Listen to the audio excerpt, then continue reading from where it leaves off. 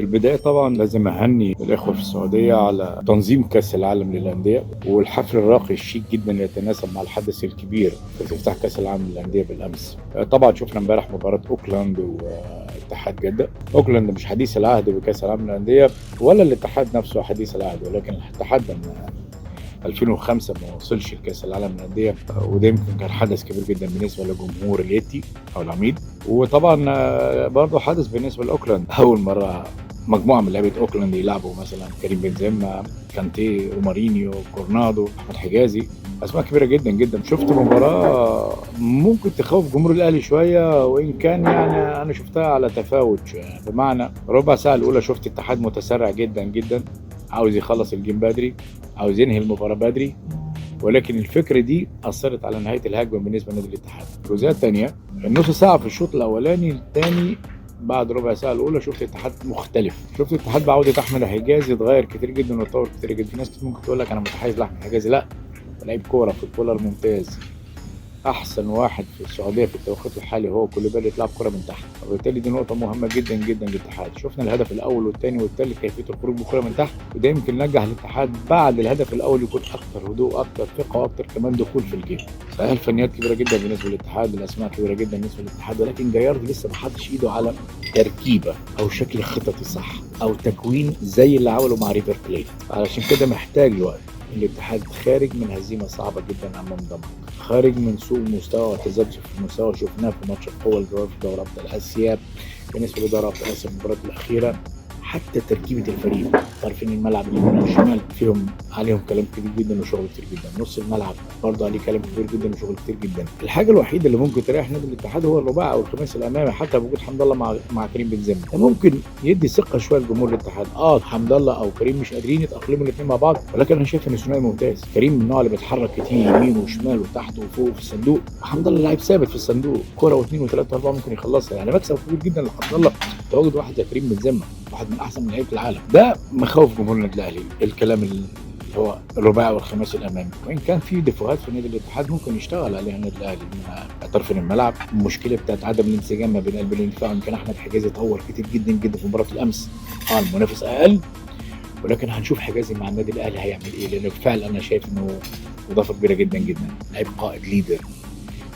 الاتحاد كان ناقصه ليدر موجود من تحت، غير ان عنده دفاعات في نص الملعب في حته الارتكاز دي برضو يمكن الاهلي يتفوق فيها شويه. بص، النادي الاهلي او جمهور النادي الاهلي خايف جدا، وانا مش قادر افهم ليه.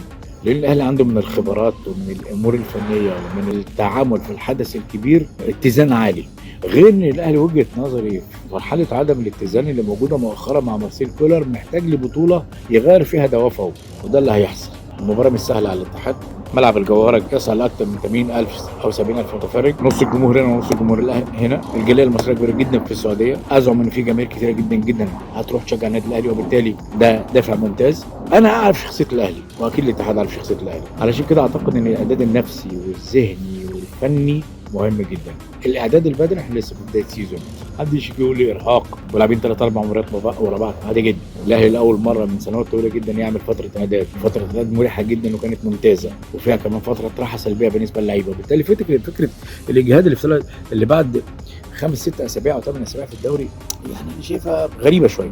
علشان كده زي ما الجمهور الاتحاد قلقان كتير من النادي الاهلي، نفس الموضوع برضه الجمهور الاهلي قلقان من الاتحاد، وان كان الفروق الفرديه بالنسبه للاتحاد اعلى شويه بالاسماء اللي موجوده، ولكن التركيبه الجماعيه موجوده عند النادي الاهلي اكتر، الانسجام اكتر عند النادي الاهلي، حتى وان كان في الفتره الاخيره في عدم اتزان. انما انا شايف المباراه مختلفه خالص، تجديد دوافع لعيبه النادي الاهلي، تجديد دوافع لجمهور النادي الاهلي، تجديد دوافع لمارسيل كولر نفسه اللي شبع بطولات في 10 شهور، وبالتالي ده حدث تاني. جمهور الاهلي اول ما يوصل كاس العالم ولاعيبه النادي الاهلي بتختلف تماما، وبالتالي بنتكلم عن النادي الاهلي ممكن يكون مختلف خالص قدام الاتحاد. ننسى الايام اللي فاتت دي او الاسابيع اللي فاتت. مباراه الاتحاد امبارح مع اوكلاند وجهه نظري برضو ادت انطباع جيد ان في عمل شويه بالنسبه لجيار. اول مره شفت طرفين الملعب جيدين في الاتحاد، حتى ايام ما كان مع نونو سانتو ما كانوش جيدين. فكره عمل لعيبه نص الملعب اختلفت شويه في مباراه امس، انا قلت يمكن المنافس اقل، انما في النهايه بنتكلم على فريق 60% من الجاهزيه الفنيه ولم يكتمل ل 100%. عشان كده المباراه فيها دفاعات على الاتحاد وفيها دفاعات على النادي الاهلي، وخاصه البني دفاع، وخاصه الجبهه اليمنى في الوقت الحالي في النادي الاهلي مش عارفين مين يلعب ومين ما يلعبش. الجبهه اليسرى معروف ان علي معلول حاجزها من فتره كبيره جدا، انما الناحيه اليمين اكرم محمد هاني مش عارفين. يعني كل دي عوامل بتعامله نوع من انواع الشك والقلق لجمهور الاهلي، وان كان زي ما قلت مباراه مختلفه خالص، مباراه لها دوافع ثانيه، لها شكل فني مختلف خالص بالنسبه للاتحاد وبالنسبه للنادي الاهلي. ناس كتير جدا بتفتكر 2005 الاتحاد كان امام النادي الاهلي بطل قاره اسيا، بطل اسيا وبطل افريقيا. الاتحاد فاز 1-0 هدف محمد نور. الناس كلها يعني عارفه ان تاريخ النادي الاتحاد على النادي الاهلي اعلى كتير جدا من النادي الاهلي في كل مباراه بيتعامل معاها، وكان في مباراه الحسن اليامي في استاد القاهره في البطوله العربيه. كل ده في دماغ جمهور النادي الاهلي، وان كان زي ما قلت مباراه مختلفه تماما. المباراه اللي بتتلعب على مباراه واحده الاهلي يعرف يفرق فيها، وده اللي بينتظروه جمهور النادي الاهلي. عموما مباراه ينتظرها العالم العربي كله بالكامل. اتمنى التوفيق للفريق الافضل في الملعب، الفريق الاجهز فنيا ونفسيا، الفريق اللي ممكن يكون عنده دور كبير جدا في العمل في كاس العالم للوصول للمباراه النهائيه. حلم جمهور الاتحاد انه يبقى زي النادي الهلال، وحلم جمهور النادي الاهلي انه يبقى زي الوداد وزي العين وزي كمان مازيمبي الكونغولي، لان المركز الثالث اصبح لا يتناسب مع قيمه وتاريخ وحجم وامكانيات النادي الاهلي. تحياتي.